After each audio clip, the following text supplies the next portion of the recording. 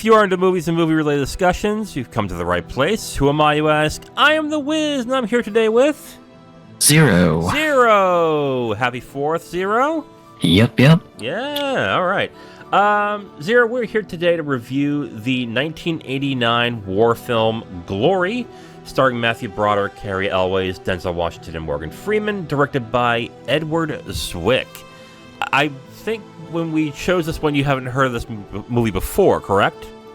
Yeah, we were doing our usual thing of just trying to pick something patriotic for the 4th of July season, and just we were trying to go through stuff, and then it was just like, hey, so Amazon Prime has these following. I was like, let's just take a random shot at this and see if it works out. I was just like, historical war drama films, I don't really much mind, but when it gets into like the Civil War territory, I'm just like, I don't really know too much on the Civil War. I just know the basics, so it was just like, this is probably going to be a perfectly serviceable film.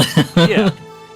And most of the war films, when it comes to Civil War, with a few exceptions, are pretty dry as well. So, especially before the 90s.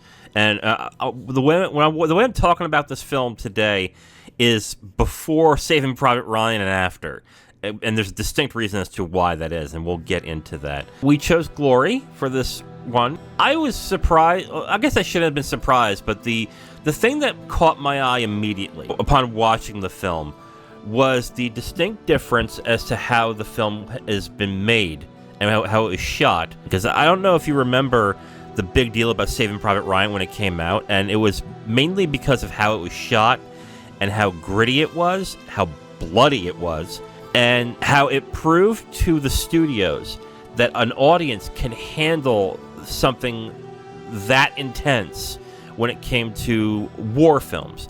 Because war films in the past, we'll go all the way down to like Bridge on the River Kwai, Patton, stuff like that. They had to sanitize it a great deal in order for it to be palatable for an audience. And Saving Private Ryan was one of those movies that said, no, actually, they can handle being a lot more dark than that. And this movie just reminded me of before Saving Private Ryan, in a certain extent, because even though there is some bloody scenes in this movie, there's, and it's right in the beginning of the film too. The film really sanitizes war to a certain extent and treats it as like it used to in the past as well, as a God-given duty, as something to be proud of and to be proud of doing. Whereas in most films nowadays, it's hell. It's a harsh reality. It's something that when you think you want to be a hero, and then all of a sudden you're there and like, oh my God, I am in hell. This is horrendous. And the trauma and everything like that. So I thought that was like the first thing that caught my eye immediately when I started watching the film, is how it was, well, in the lack of a better word, glorified. Especially in the beginning, just you see Captain Robert Gould just sort of starting off with a letter about, I'm part of this glorious war and everything. We're hoping to reunite the country and all this stuff. And just, it's got an air of, just romantic glory to it. And then it immediately jumps into the first scene where his superior officer just gets his head blown clean off. And he takes a grazing wound right to his neck, too. And it's just like, shit, maybe war isn't as glorious as it seems to be. Right. And what's interesting about the movie is that they spend zero time with Shaw going, man, maybe I don't want this.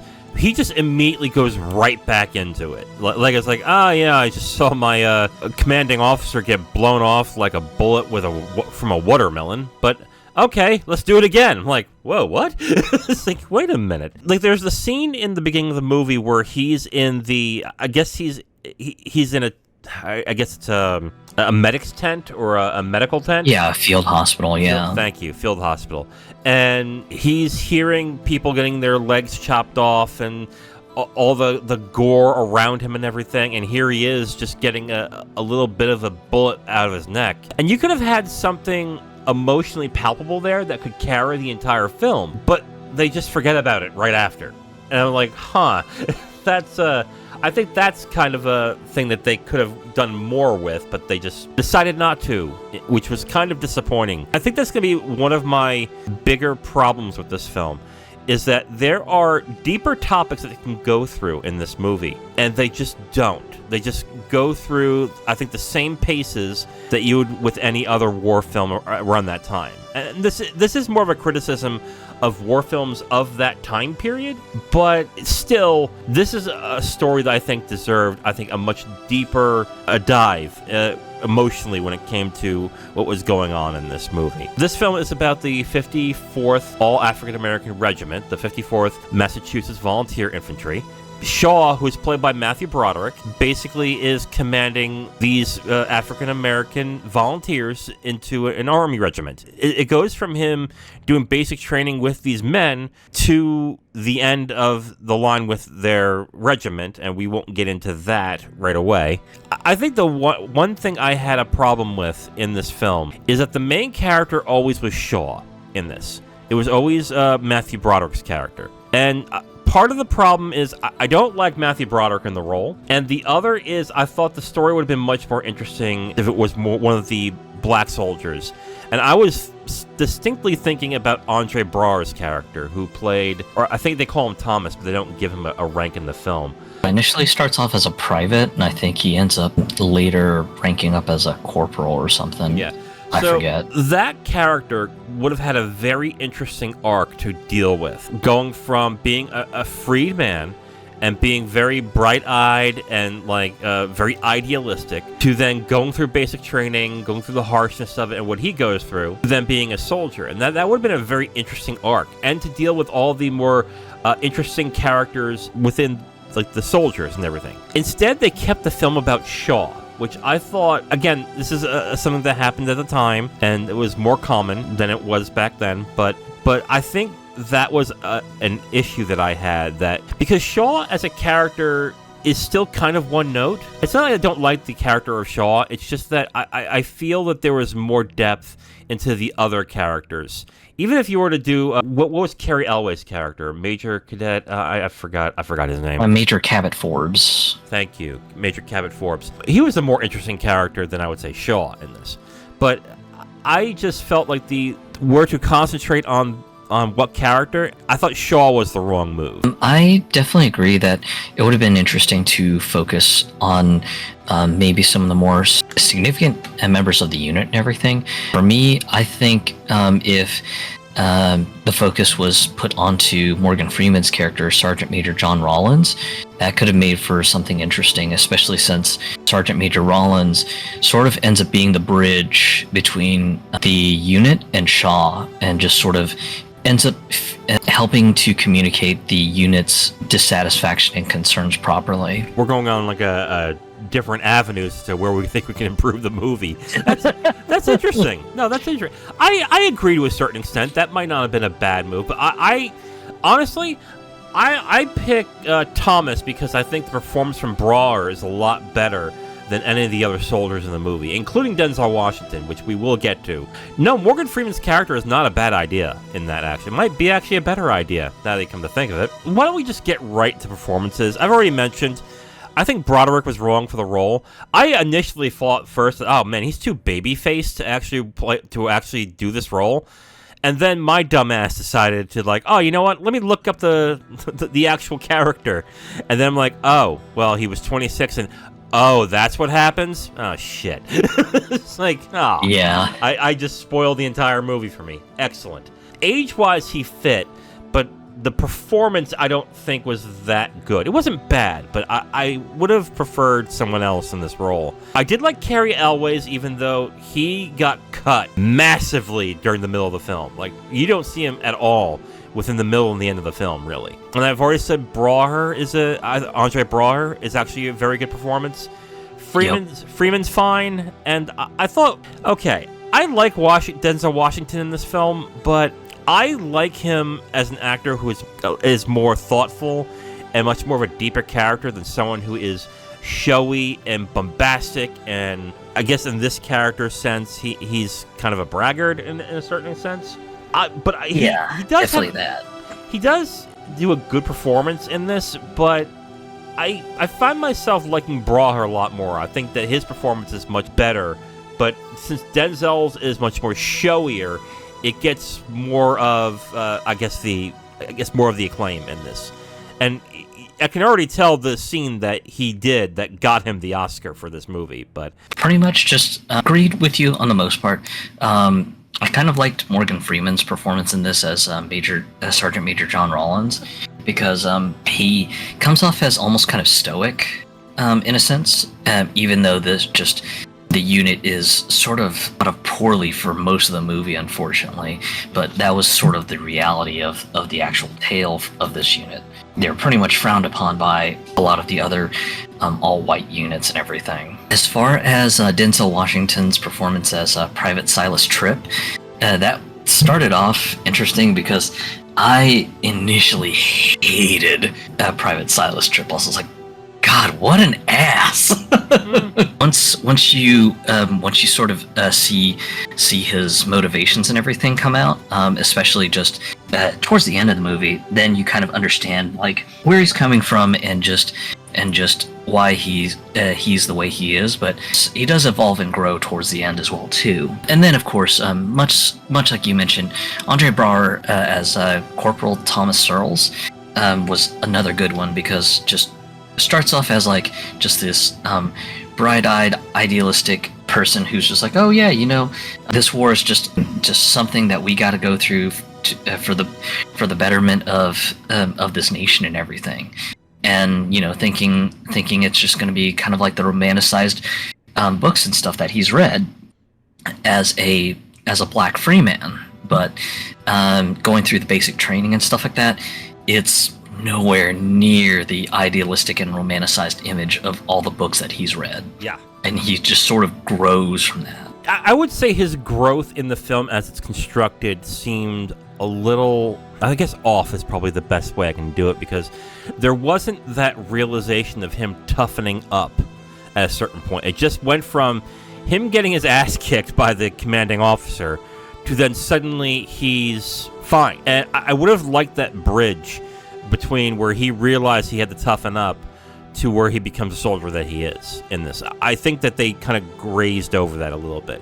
And I think that's mainly because the film decided to make the main characters the main character Colonel Shaw in this, which again, I'm gonna keep saying I think is the fatal flaw of this film, because I just think that if you are making this film about an all-black regiment, you would think that the ones that would have the most emotional resonance and go through the most emotional problems and have all the drama in it are those soldiers.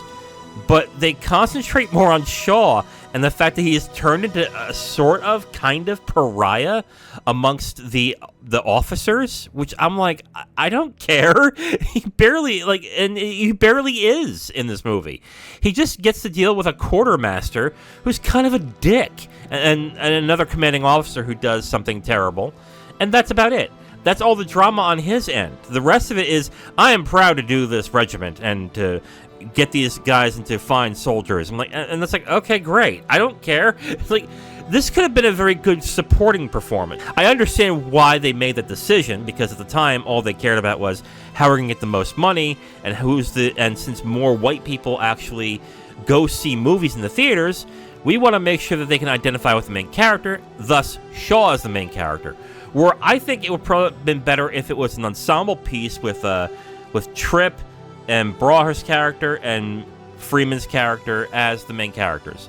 I think that would have been a better movie in that end, but I'll digress from there.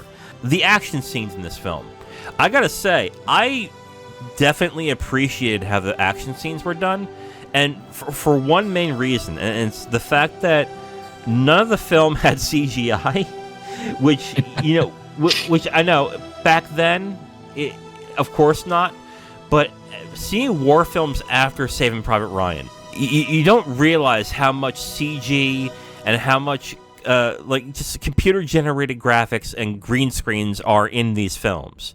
Like in this one, they're set on location with tons of extras, and it looks good. It looks really good. That said, the action, while good and still feels authentic, kind of feels choppy in certain extents. There was one scene in the middle of the movie where the regiment starts to go into battles and everything. I don't like how the action was blocked in that scene. It just seemed kind of all over the place to a certain extent. But it was, in the end, it was fine. I think the beginning scene at Antietam and the end scene at Fort Wagner, I think, were actually very good in that. Kind of to piggyback on your mention about the war scenes, with the fact that they weren't done with CGI because back in the 80s, CGI was just prohibitively expensive. It was kind of interesting to see a movie with a lot of practical effects. I was like, oh my god, there's no CGI. There's no having to kind of look for where there's sloppy blending and stuff going on. Because, I mean, that's just something that you're just so used to from modern day movies, where you're just like, all right, you're probably going to have a lot of CGI because, you know, just as some of these productions are like, yeah, we're too cheap to travel to the location, so we're just gonna green screen it and, you know, just use some props to make it look like, you know, we're actually at the place. It'll be fine. And seeing them like in Antietam and just doing the war scene stuff, and then being on the actual beach where Fort Wagner was, it was just like, wow, holy shit! Just I forgot just what the fact that, you know, practical effects had to be a thing in the 80s, so it was kind of refreshing to see. Yeah, I do agree with you that there were some moments in some of the action scenes where just things just didn't quite seem to look right, but I mean, in my opinion, it felt sort of few and far between. It was just like, okay, that looks a little off, but whatever. So that was kind of my thought on it.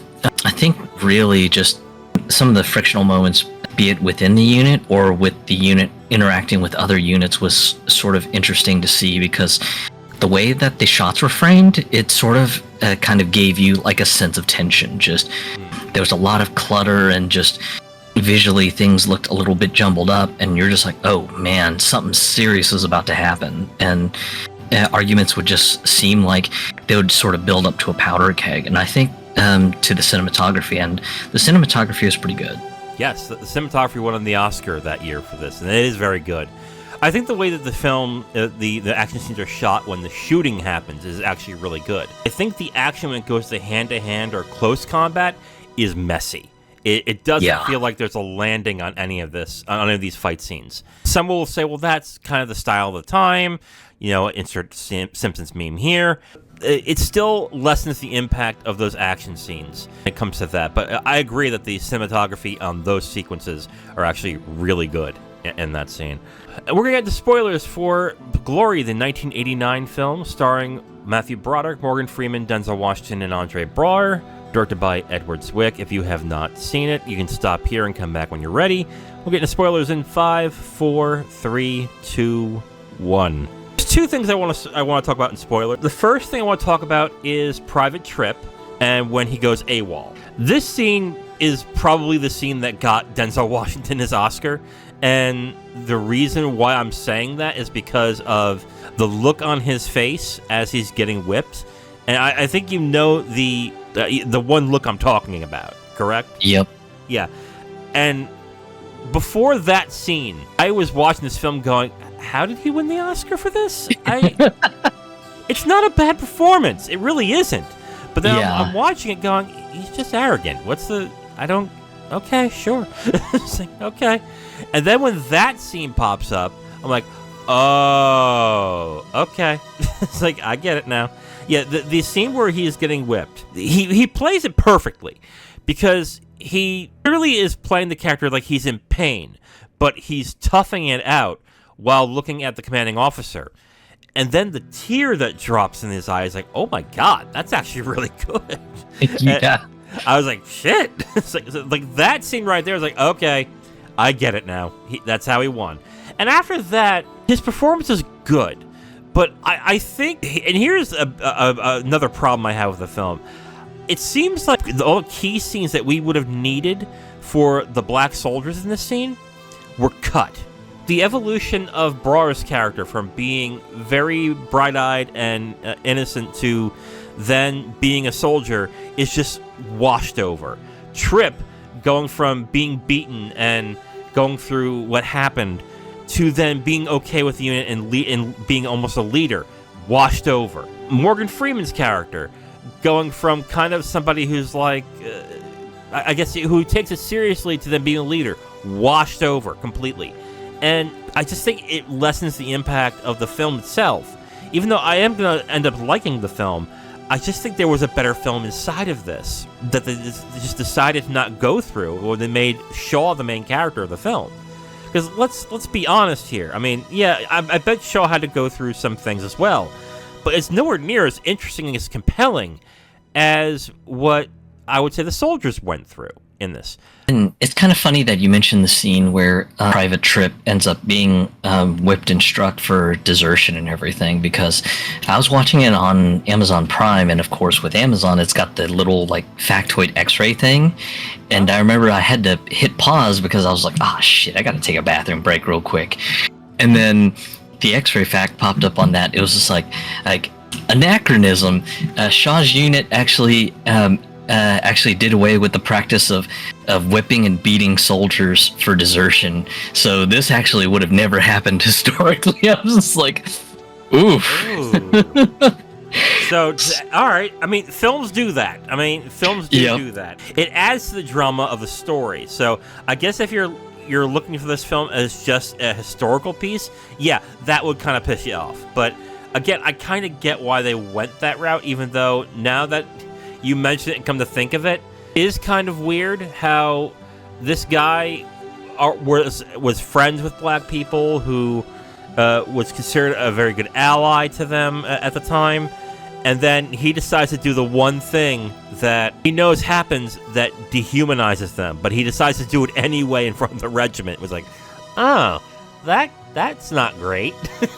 Yeah, so it was kind of one of those funny things. I was like, oh, well, that's interesting. I mean, yeah, and I'm kind of with you that I get it. The reason that the scene was probably there is just to kind of amp up the drama and everything like that. But yeah, it was just kind of funny seeing like the occasional X-ray facts pop up, like when I had to stop the movie because like I had my family talking to me or something. I'd just be like, huh, what? And then I'd come back to the screen and be like, X-ray, Amazon X-ray facts, and it'd be like here's a factoid blurb about this. This was historically accurate or whatever. It was like, oh well, interesting. Yeah, I generally, when I'm on Amazon Prime, I try to avoid all those factoids just to. Because did it color your feelings of the film when you saw that factoid? Go, oh, did that happen with you at all? No, I actually just kind of thought that they were sort of like interesting things to sort of just add additional color to the movie. It was just like, oh, well, that's neat. Yeah, sometimes I've come across where I would watch a film and something happens, go, oh, that's fascinating. And I do what you do. I pause and I have to go to the bathroom, or I take a drink of something and I accidentally move my mouse and goes, oh, by the way, this would never happen because. I'm like, oh, fuck. That sucks. Well, that ruins everything. Okay, well, that's interesting. Let's go through another scene, too. Let's go to the scene where the regiment burns down that city. That's another scene that I think would have been very interesting. The main characters were the soldiers. Because in that scene, we get to see, how conflicted Shaw is about doing this. About the soldiers! In that, like, when they're supposed to be, like, these upstanding people and they're trying to do the right thing and to fight for their freedom, and here they are just burning down houses for some stupid reason. And the other odd thing about the scene, too, is that the soldiers seem to not have any reservations about it. And now, some would say, well, they're soldiers and they're not supposed to. Which, okay, sure. But then there should be some kind of emotional intangibility in that scene where it shows the soldiers being at least conflicted while still doing their duty in this. But they wash over that completely in that scene. To me, I would think these soldiers would be like, are we really supposed to be doing this? And the other thing that I found kind of weird, too, is how the film says, here are the bad black people and here are the good black people. And I think it's more along the lines of what they're trying to do is that the commanding officer didn't train these soldiers the right way, and Shaw did. Therefore, Shaw is the good guy, whereas this commanding officer is the bad guy. Whereas I'm just sitting here going, I don't give a shit. I want to know what these soldiers are feeling. And they don't go anywhere near that at all. They just go, wow, Shaw's really conflicted. I'm like, I don't give a shit. It's like, who cares? What about the soldiers in this one? Yeah, it was a little sad because, like, leading up to that, just you start off with kind of the unit being sort of like just a jumbled mess, just guys sort of just dicking around all day because just the racist quartermaster keeps denying them supplies. And Shaw is like literally just trying to struggle and say, hey, I don't want to fucking sit on my hands. I want to do what's right for my nation and start helping the fight to reunify the North and the South. And just, you see a lot of that struggle in the beginning, and then it's finally just Shaw just gets pissed off and starts like fucking with the quartermaster, going, oh, you gonna fuck with me? Well, sure, I'm gonna fuck with you. And starts like raiding around and stuff, and then you see things kind of take a positive turn where just they finally get boots, they finally get uniforms, they finally get socks, they finally get rifles. Things are going good, and then this scene sort of kicks off with like Shaw being told, oh yeah, you know, you'll be joining this other unit. They've also got some black soldiers as well too. And then it's just like, oh hey, by the way, our unit, all they do is fuck around and screw around. So yeah, just you need to have your dudes do the same thing my dudes are doing. And you see the initial conflict of Shaw going, oh, God, just this is fucked up. And then of course, just at the same time, this guy's like kind of dangling it over his head, going, if you don't do this, then I will court-martial the shit out of you and I will take over your unit. So, you know, you don't want to lose your unit, then you're going to do as I damn well tell you to. And then, of course, he sort of caves, and it's just like, I know it's a movie. I know there's probably much more struggle in the historic version of this, but there could have been a little bit more push and pull on this. Yeah. But yeah, just, it was one of those things I was like, damn it, there could have been more drama to this. There could have been more push and pull. There could have just been a little bit more elaboration on this, because likely Shaw's unit probably didn't feel good about this historically. They probably were just like, wow, that's fucked up. Right. So, but yeah, it just seemed like they kind of glossed over, and it was like, yeah, you know, eventually Shaw's unit just does the same thing anyway, so let's move on. This is like, there's probably much more drama to this, and you probably did a huge disservice by just kind of curtailing this to be as short as possible. Yeah.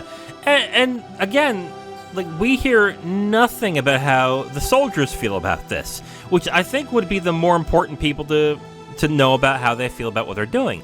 And we hear a little bit about how they don't like the fact they're doing manual labor, because that's what essentially that this unit was used at the time, until Shaw actually really put his foot on someone's neck and actually got what he wanted. But then the quartermaster scene, that scene, and then the scene with his superior officer demanding to get into combat really highlighted how I thought Broderick was not right for this role. Because at no point did I really feel like he was intimidating enough to actually pull off those scenes.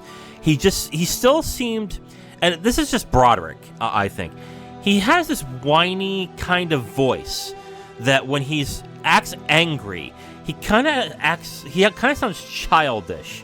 Whereas I think in a much more, I don't know who I would choose in this role, but I think there were other actors who could have been a little more intimidating, a little more crazy, a little more like angry, and could really make you feel that. And I just don't think Broderick was right for those specific scenes, which made him getting his way seem a little unbelievable. I know that's what happened in the record, of course, but seeing Broderick in that role performing that just did not fit with me, like, at all in that. I throughout the entire film, I thought that Shaw was wrongly cast in this. I think there should have been someone better on that role. But again, at that time, I don't know who you would have chosen. Last scene, okay, so the Fort Wagner scene. Really good scene. I thought the action, the build-up to it was really good. Although I felt that the scene that they had with them walking to Wagner and the previous regiment that were calling them racist epithets and calling them all sorts of names in the middle of the movie, all of a sudden we're cheering them on as they were about to go on their suicide mission. Spoilers, they all die. I thought that was kind of hokey. I was like, really? But like, that again, that's kind of the style at the time, because they want people to in these types of movies they still wanted people to go in going, oh, but this is a happy ending. Oh, they respect them now, which I sincerely doubt that's what happened at that time. It just rang kind of false with me that suddenly the people that were calling them the N-word and saying all sorts of racist caricatures are all of a sudden going, yeah, give them hell, 54th. I'm like, yeah, okay, that really happened. Sure. Okay. It was just kind of interesting with the lead up to that scene because, of course, just you've got one of the high commanders basically just kind of laying out the mission, saying, "Hey, there is this narrow strip of beach. This is the only way to get into Fort Wagner. Who's going to go do this?" And you just see every other unit sort of shirking off the duty, going, "Fuck that! That's a suicide mission. Fuck that! I ain't doing it." And then just Shaw just kind of comes out of the woodwork going, "Our unit will go. My men are brave and ready to do this. It's just part of the duty to get done." And of course, just that's when you see like all the other units going, "Oh my god, seriously? He's gonna do it? He must be fucking crazy," and everything. And then of course you see Shaw's unit sort of kind of celebrating, but also reciting prayers and everything because they likely are aware that this is a suicide mission. So they're trying to, for lack of a better way of putting it, make good with God. So they're all sort of like offering their prayers, saying, you know, I'm thankful to God. I'm thankful for my duty and everything like that. It's kind of a somber yet celebratory moment. And then this is where Trip sort of opens up, and it's kind of a watershed moment because, I mean, for most of the movie, Trip's kind of cocky. He's a bit of a shithead. It's at this moment he really opens up, and he's just kind of has a bit of an emotional moment, and they finally sort of come together as a unit in a much more stronger bond. And then you get to the actual scene, and it is just grim. Just you've got soldiers being shot by cannons and rifle fire, and it just looks absolutely brutal. And then right when Shaw's just about to lead the charge, he takes one hell of a shot to the chest, and he just goes down. And of course you see his unit sort of looking panicked, like, oh my god, the one guy who trusted us, who pretty much got us to where we are, and he's down.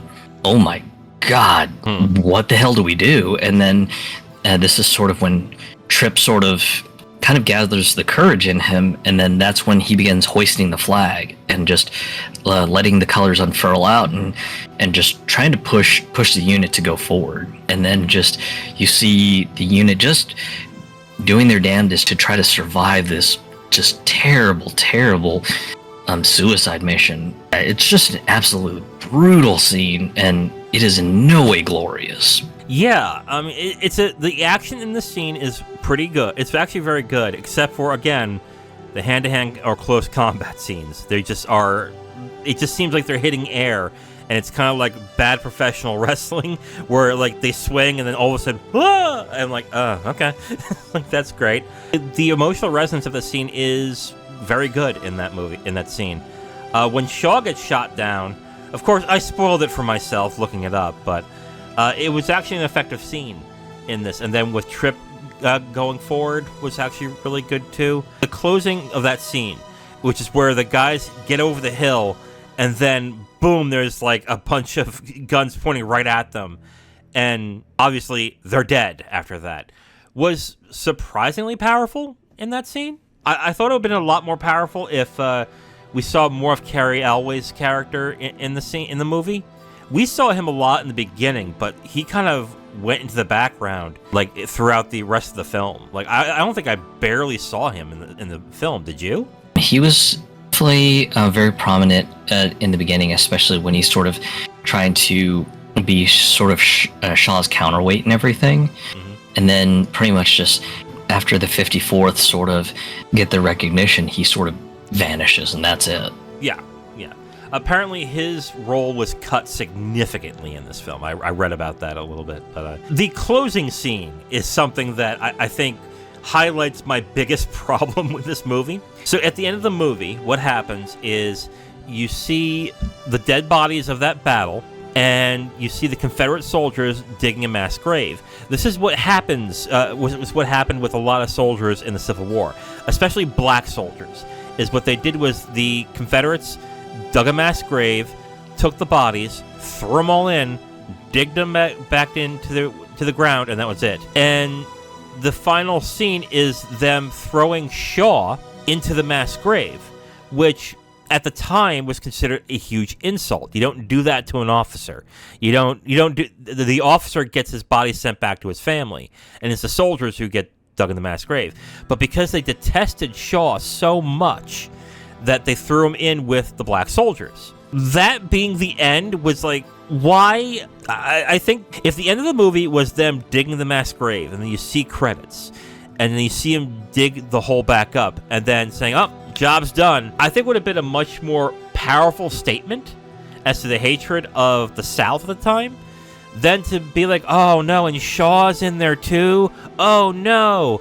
Because then what's the final thing in the scene, in the movie, which I think highlights the big problem I have with it, is they concentrate on Shaw's body, and they zoom in, and then all of a sudden you see Trip, you see Denzel Washington's character just get in the frame slightly, and then credits. And I'm like, wait, what? I was like, wait a minute. It's like, oh yeah, and here's Trip too.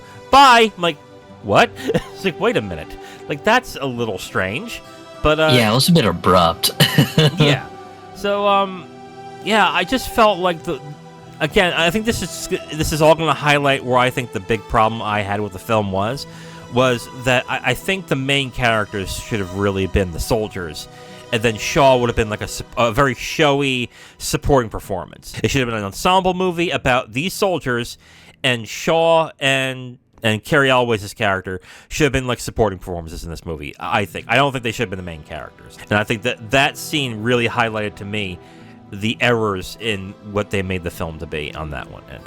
What did you think of that ending, though? It was just really abrupt, and it was just like, wow. And then, of course, you've got kind of like the historical text of, Shaw's unit was just brave and valorly, and pretty much just the tale of his unit sort of inspired other black African Americans to kind of enlist and join up and everything. And then the mention that, Abraham Lincoln was actually thankful for these brave men who did choose to sign up, because he felt that they were a major reason that the North won the war and everything. It's just like, okay, well, that was nice for the, closing facts and stuff like that, but wow, you really just kind of did a cut and run for the ending. It was just like, all right, yeah, so unit's dead, boom, mass grave. Okay, we're done, bye. Yeah, I think that ending would have worked, because it's exactly what happened. They got shot, they pretty much got shot to death, and there could have been, I think, more to that scene than that, but I get the abruptness of it. I just don't like what they concentrated on, which was Shaw. I think it should have been like, oh, they just were digging a mass grave, and that would have been a very powerful image right there, where the bodies were so disrespected that they just dug a mass grave, and that was it. Done. It was over.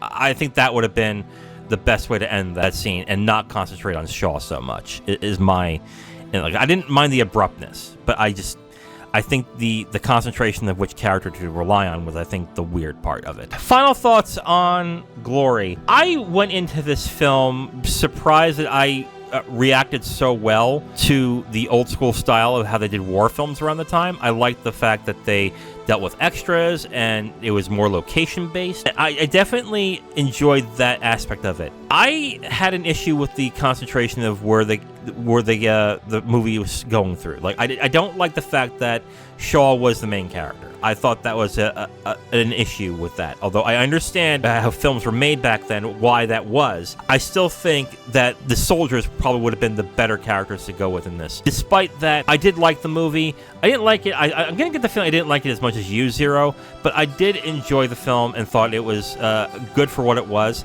I'm going to give it 3 out of 5. If this movie were to be remade into a series, I think that would actually be a very good idea. That being said, if you're going to watch the movie as it is right now, it's good, but I think that there should have been a different set of characters when it came to who were the main characters in this movie. So 3 stars for me for Glory. I'm probably going to be a little bit more generous.